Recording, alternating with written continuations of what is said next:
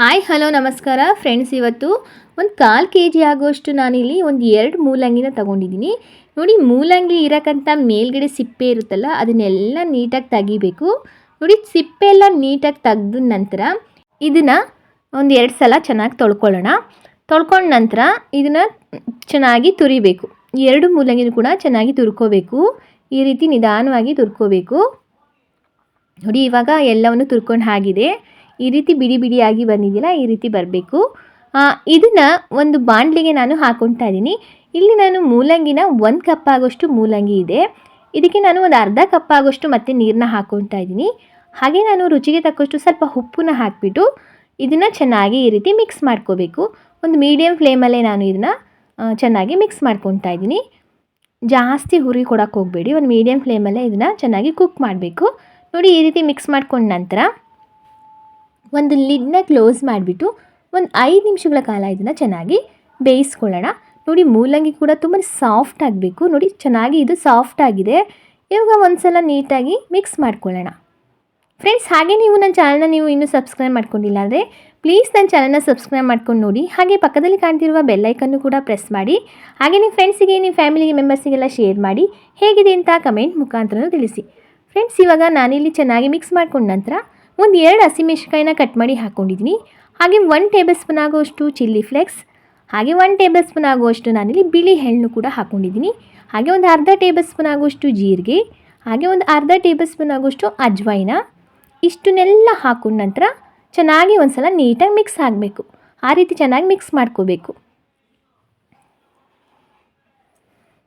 ನೋಡಿ, ಈ ರೀತಿ ಚೆನ್ನಾಗಿ ಮಿಕ್ಸ್ ಮಾಡ್ಕೊಂಡ ನಂತರ ನಾನಿಲ್ಲಿ ಇದಕ್ಕೆ 1 ಕಪ್ ಆಗೋಷ್ಟು ನಾನಿಲ್ಲಿ ಅಕ್ಕಿ ಹಿಟ್ಟನ್ನ ಹಾಕ್ಕೊಳ್ತಾ ಇದ್ದೀನಿ.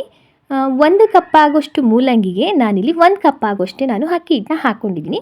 ಅರ್ಧ ಕಪ್ ಆಗೋಷ್ಟು ನೀರು ಹಾಕ್ಕೊಂಡಿದ್ದೀನಿ. ಇವಾಗ ಹಾಕಿದ ನಂತರ ಇದನ್ನು ಚೆನ್ನಾಗಿ ಮಿಕ್ಸ್ ಮಾಡ್ಕೋಬೇಕು. ನಾವಿಲ್ಲಿ ಲೋ ಫ್ಲೇಮು ಅಥವಾ ಮೀಡಿಯಮ್ ಫ್ಲೇಮಲ್ಲೇ ಇದನ್ನ ಚೆನ್ನಾಗಿ ಮಿಕ್ಸ್ ಮಾಡ್ಕೋಬೇಕು. ಸ್ವಲ್ಪ ಅಕ್ಕಿ ಹಿಟ್ಟು ಚೆನ್ನಾಗಿ ಸಾಫ್ಟ್ ಆಗಬೇಕು. ಅದಕ್ಕೆ ಒಂದು 2 ನಿಮಿಷ ಮಿಕ್ಸ್ ಮಾಡ್ಕೊಂಡ ನಂತರ ಗ್ಯಾಸ್ನ ಆಫ್ ಮಾಡ್ಕೊಬಿಡೋಣ. ನೋಡಿ, ಚೆನ್ನಾಗಿ ಒಂದು ಸಲ ಮಿಕ್ಸ್ ಮಾಡ್ಕೊಂಡಿದ್ದೀನಿ. ಇವಾಗ ಒಂದು ಲಿಡ್ನ ಕ್ಲೋಸ್ ಮಾಡಿಬಿಟ್ಟು ಒಂದು 5 ನಿಮಿಷ ಇದನ್ನು ಹಾಗೆ ಮುಚ್ಚಿಡೋಣ.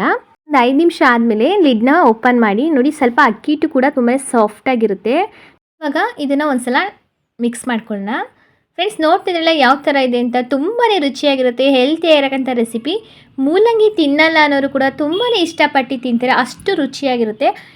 ಈ ರೆಸಿಪಿನ ನೀವು ಒಂದ್ಸಲ ಟ್ರೈ ಮಾಡಿ, ನಿಮಗೆ ಗೊತ್ತಾಗುತ್ತೆ ಯಾವ ಥರ ಇದೆ ಅಂತ. ನನಗಂತೂ ತುಂಬಾ ಇಷ್ಟ ಆಯಿತು, ನಿಮಗೂ ಕೂಡ ಅಷ್ಟೇ ತುಂಬಾ ಇಷ್ಟ ಆಗುತ್ತೆ. ಅಷ್ಟು ರುಚಿಯಾಗಿರುತ್ತೆ, ಒಂದು ಹೊಸ ರುಚಿ ಅಂತಲೇ ಹೇಳ್ಬೋದು. ಹಾಗೆ ಟೇಸ್ಟ್ ಅಂತೂ ಸಖತ್ತಾಗಿರುತ್ತೆ. ನೋಡಿದ್ರಲ್ಲ, ಇವಾಗ ಒಂದು ಬೌಲ್ಗೆ ಹಾಕ್ಕೊಂಡು ಚೆನ್ನಾಗಿ ಇದನ್ನು ಮಿತ್ಕೊಂಡು ಆಗಿದೆ.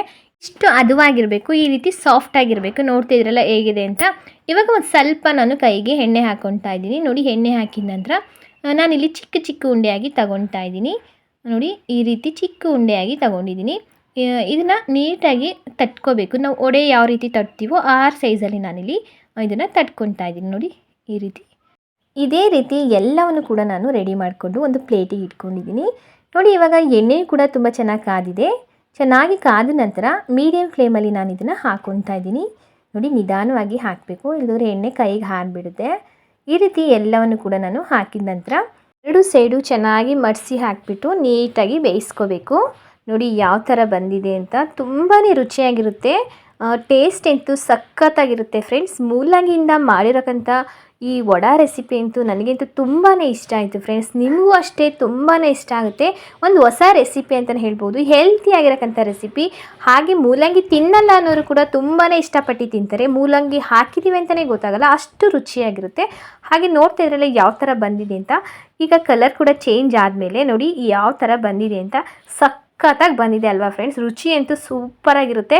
ಒಂದ್ಸಲಿನಾರು ಈ ವಿಧಾನದಲ್ಲಿ ನೀವು ಟ್ರೈ ಮಾಡಿ. ನನಗಂತೂ ತುಂಬ ಇಷ್ಟ ಆಯಿತು, ನಿಮಗೂ ಅಷ್ಟೇ ತುಂಬಾ ಇಷ್ಟ ಆಗುತ್ತೆ ಫ್ರೆಂಡ್ಸ್. ಇವಾಗ ಅದೇ ರೀತಿ ಎಲ್ಲವನ್ನು ಕೂಡ ನೀಟಾಗಿ ಎಣ್ಣೆಯೆಲ್ಲ ಸೋಸ್ಕೊಂಡ್ಬಿಟ್ಟು ಇದನ್ನು ಒಂದು ಪ್ಲೇಟಿಗೆ ಹಾಕೊಳ್ಳೋಣ ಫ್ರೆಂಡ್ಸ್. ನೋಡಿದ್ರಲ್ಲ ಇವತ್ತಿನ ರೆಸಿಪಿ ಹೇಗಿತ್ತು ಅಂತ. 1 ಕಪ್ ಅಕ್ಕಿ ಹಿಟ್ಟು ಹಾಗೆ 2 ಮೂಲಂಗಿಯಿಂದ ತುಂಬಾ ರುಚಿಕರವಾದ ಹೆಲ್ತಿ ಇರೋಕ್ಕಂಥ ರೆಸಿಪಿ. ಫಟಾಫಟ್ ಅಂತ 5 ನಿಮಿಷದಲ್ಲಿ ನಾವು ಈ ರೆಸಿಪಿನ ಮಾಡ್ಕೋಬೋದು. ತುಂಬಾ ರುಚಿಯಾಗಿರುತ್ತೆ, ಒಂದು ಹೊಸ ರೆಸಿಪಿ ಅಂತಲೇ ಹೇಳ್ಬೋದು ಫ್ರೆಂಡ್ಸ್. ಹಾಗೆ ಈ ರೆಸಿಪಿ ನಿಮ್ಮೆಲ್ಲರಿಗೂ ಇಷ್ಟ ಆಗಿದೆ ಅನ್ಕೋತೀನಿ. ಇಷ್ಟ ಆಗಿದ್ರೆ ಪ್ಲೀಸ್ ನನ್ನ ಚಾನಲ್ನ ಸಬ್ಸ್ಕ್ರೈಬ್ ಮಾಡ್ಕೊಳ್ಳಿ. ಹಾಗೆ ನಿಮ್ಮ ಫ್ರೆಂಡ್ಸಿಗೆ, ನಿಮ್ಮ ಫ್ಯಾಮಿಲಿ ಮೆಂಬರ್ಸಿಗೆಲ್ಲ ಈ ರೆಸಿಪಿನ ಶೇರ್ ಮಾಡಿ.